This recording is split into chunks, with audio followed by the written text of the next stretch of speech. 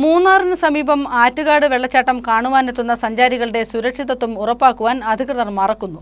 അപകടത്തിന് എതിരെ മുൻകരുതൽ എടുക്കുന്നതിന് പകരം അപകടശേഷം കോടികൾ മുടക്കുന്ന നമ്മുടെ സ്ഥിരം പതിവിന് മാറ്റമില്ല. പ്രകൃതി കനിഞ്ഞനുഗ്രഹിച്ച ആറ്റുകാട് വെള്ളച്ചാട്ടം കാണാനെത്തുന്നവരെ ജീവന് സുരക്ഷിതത്വം ഉറപ്പാക്കാൻ അധികൃതർ മറക്കുന്നു. ദിനംപ്രതി ആയിരക്കണക്കിന് വിനോദസഞ്ചാരികളാണ് മൂന്നാറിന് സമീപമുള്ള ആറ്റുകാട് വെള്ളച്ചാട്ടം കാണാനെത്തുന്നത്. കേരളത്തിലെ പ്രധാന വിനോദസഞ്ചാര കേന്ദ്രങ്ങളിലൊന്നായ മൂന്നാറിലെത്തുന്ന സഞ്ചാരികളുടെ 10% ആറ്റുകാട് സന്ദർശിക്കാറുണ്ട്.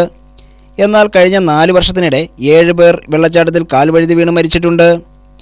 അപകടമുണ്ടായ ശേഷം കോടികൾ മുടക്കി നടപടികൾ സ്വീകരിക്കുന്ന പതിവ് മതിയാക്കി അപകടത്തിനെതിരെ മുൻകരുതലെടുക്കാൻ നാം തയ്യാറാവണം.